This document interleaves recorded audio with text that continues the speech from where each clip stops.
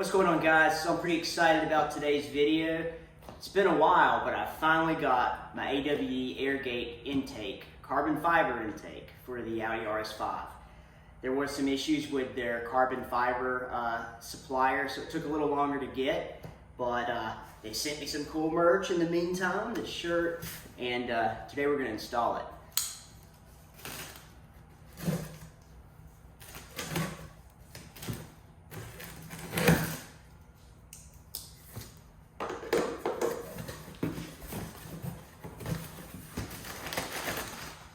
Right.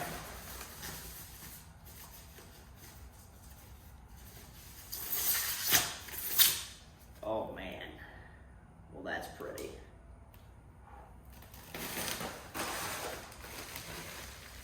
Big old monster of an intake or a air filter. Some more carbon fiber bits. Oh, that's cool. Let's see. All right. Here's the air box. Man, this weighs like, I mean, it is carbon fiber, so yeah, it's light, but it literally weighs like nothing. So I ordered the one with the AirGate. So it has this vent for some extra whooshy sounds, which is, I mean, I'm probably gonna end up not tuning this car. So this is really more for the sound and looks than anything. But I'm all about the sound. So, got a little bit of hardware. I guess there's not really much needed. Oh, no, here's some more. Oh, and I get a lollipop. Look at that. How nice. I think that's it.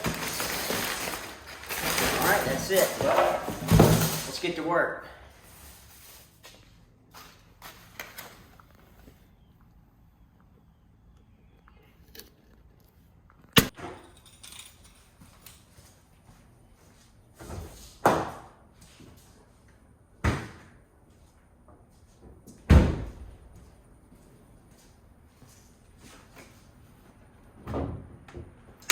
Behold the heart of the beast.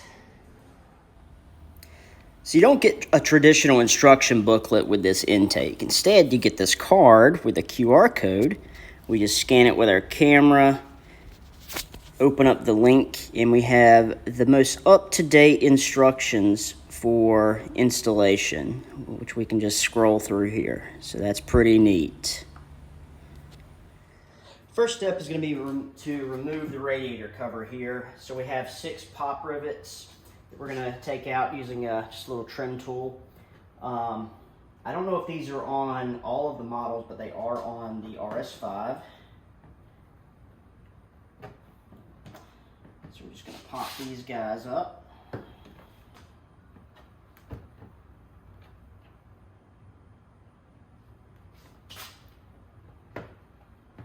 You can do this with a screwdriver, but this tool helps it, makes it a lot easier and makes it less likely that you're going to damage anything.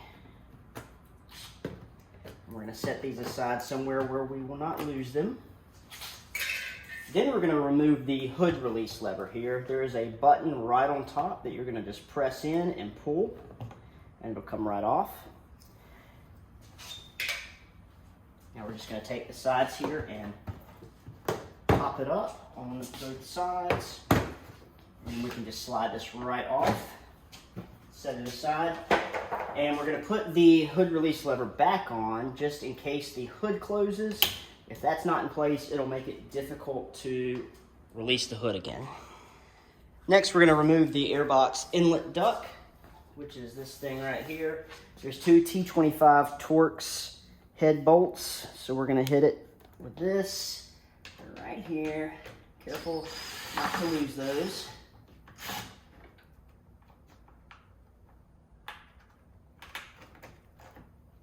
Actually, longer than I was expecting, so might be harder to lose those than I thought.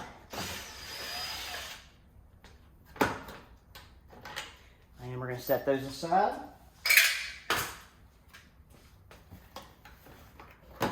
This just comes right out. To remove the engine cover, you're just going to lift up at each corner. There's 4 pins holding it on. And we're just going to set this aside somewhere. While we're under here, I'll give you a little close-up of the hot V configuration. This heat shield makes things a little difficult to see, but the RS5 has a pretty nice looking engine bay. Not too many plastic covers like a lot of engines. You can still see some things.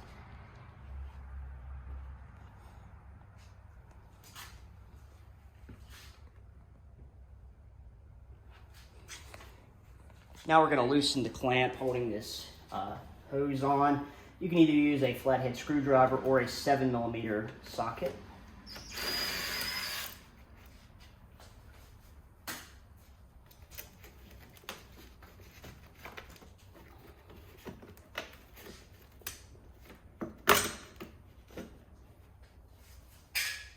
Now we're just going to pull up on the air box to unseat it. And you see I pulled out the little grommet here with it, so I'm just going to stick that back in the hole down here. Actually, I'll show you that on the camera so you can see better. Actually, it looks like you could still see, but just to give you a better look, you have a grommet here, here, and here.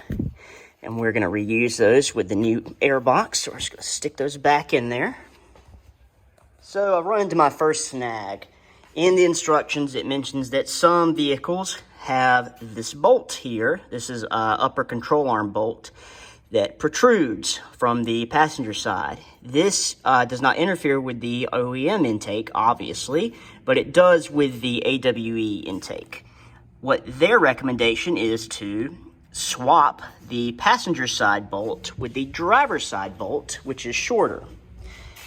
Now, as you can see, that is underneath the ECU, and we would have to jack the car up, remove the upper control arm bolts, swap them. That's going to be a whole ordeal, and they don't provide any instructions on that. I mean, I think it would be easy enough to figure out, but it's going to be time consuming, and not really looking to get into removing upper control arm bolts with this with a simple intake install. So I'm going to take the easy route, and I'm going to cut this bolt. I'm just going to cut it a little bit. I'm not even going to go too deep. I'm just going to tape up this area, put some cardboard or something just to make sure I don't nick anything. And we can just Dremel up the edges to make sure that if it does need to come out, it'll come out cleanly. So let's get to work on that. As you can see, I've rigged up a little rudimentary cutting area here, just to prevent me from cutting or showering any wires and sparks. Obviously, I'm not recommending you do this. AWE is clearly not recommending you do this, as they state to swap the bolts from the passenger to the driver's side. If that's not something you're comfortable with, take it to a mechanic and let them do it. For me, this is how I'm getting around this. This upper control arm bolt, it clearly has no structural reason to be sticking out that far. I'm sure it was just we have this bolt, it fits here, let's use it. So I'm just going to shorten it, and we will Dremel off any little excess bits so that if it ever needs to be removed, it'll still thread out. So once again, do this at your own risk. I'm not telling you to do this. Have all the safety stuff, gloves, glasses, fire extinguisher that is rated for electronics in the engine bay to prevent them from corroding. So I'm somewhat prepared. All right, let's get into it.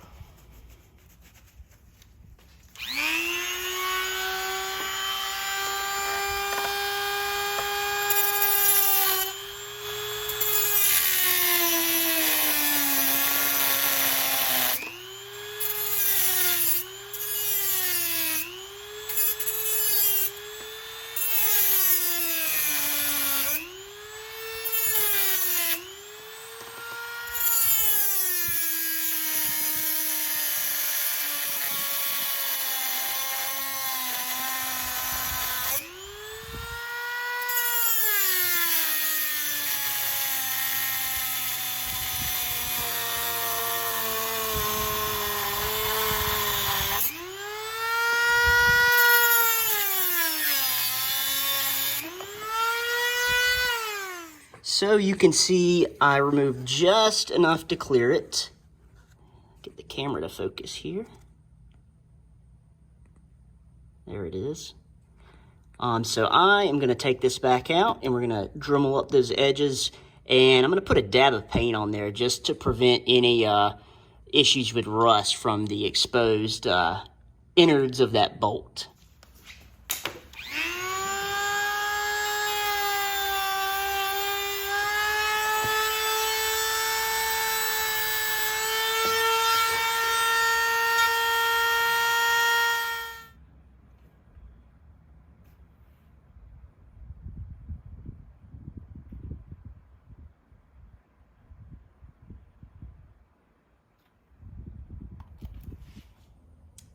Okay, while that paint is drying, we're going to assemble the air box.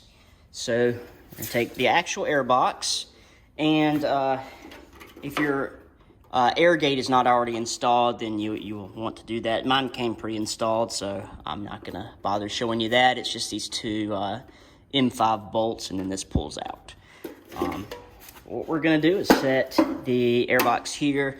We're going to take our filter. The smaller diameter hole is going to go inside the air box, and if you can see that round nub in there, that is going to line up with that. So we can just go ahead and slide that in here.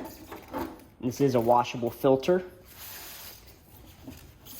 Now we're going to take our inlet here and align it and tighten it down with the included hardware. Now, the pattern of these means this will only go on one way, so you don't have to worry about orienting it correctly. There's only one way it's going to go on.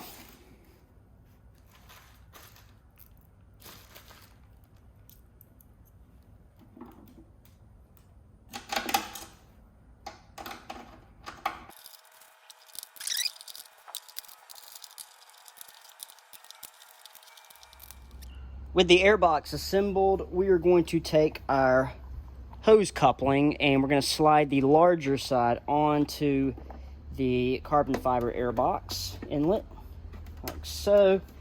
And you're given two clamps. The larger clamp is going to go on the airbox side. The smaller clamp is going to go on the turbo inlet. So let's go ahead and slide this on to the airbox. Make sure it's still nice and loose. And I'm going to go ahead and take the smaller clamp, and to make it easier, we're going to go ahead and lay it over the turbo inlet. And so now we can go ahead and set this in place. You can line up your grommets with your pins. Right now, it's not going to be, I'm not going to worry about seating them quite yet, but first we're going to bend this hose into place.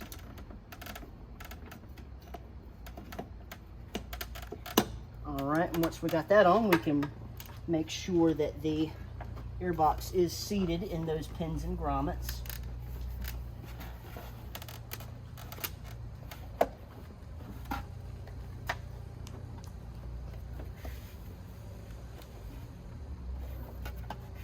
can kind of tug it a little bit and feel that it's in there. All right, so now we can position our clamps and tighten those down.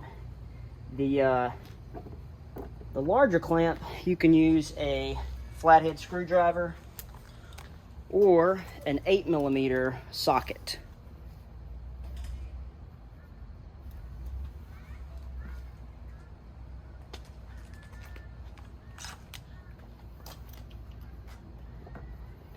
So you want to get this in position, and obviously you don't want to tighten this down too much. You don't want to crack your carbon fiber.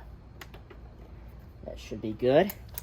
Now on the smaller clamp, oddly enough, it's Phillips head, or if you're using a socket, 7mm.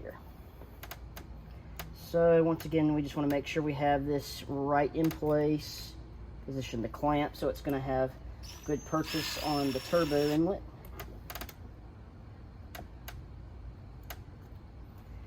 And then we can tighten this one down.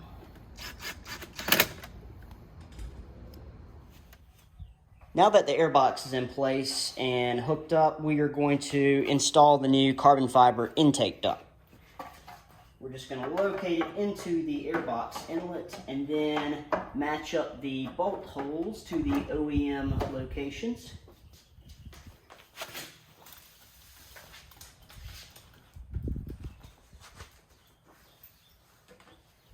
And instead of using an impact this time, we're going to just use a ratchet with the T25 on it so we don't damage anything with the carbon fiber.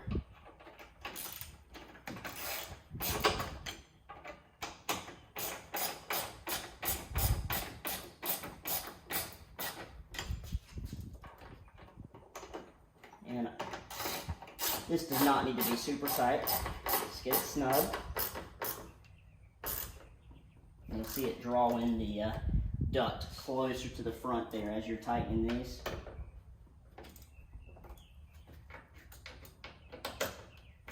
All right. Now we're essentially done with the install. All we have left to do is replace the engine cover and the radiator cover.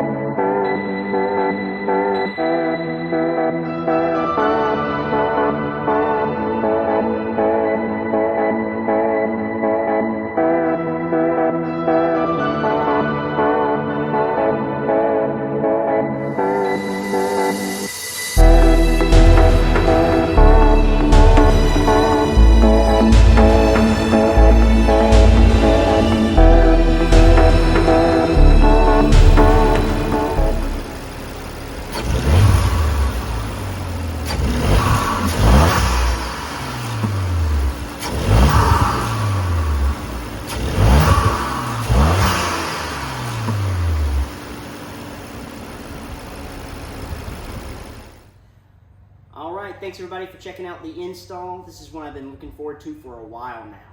You'll have to stay tuned for the next video though, where we remove the optional AirGate and see how it really sounds. Thanks for watching. Have a good one.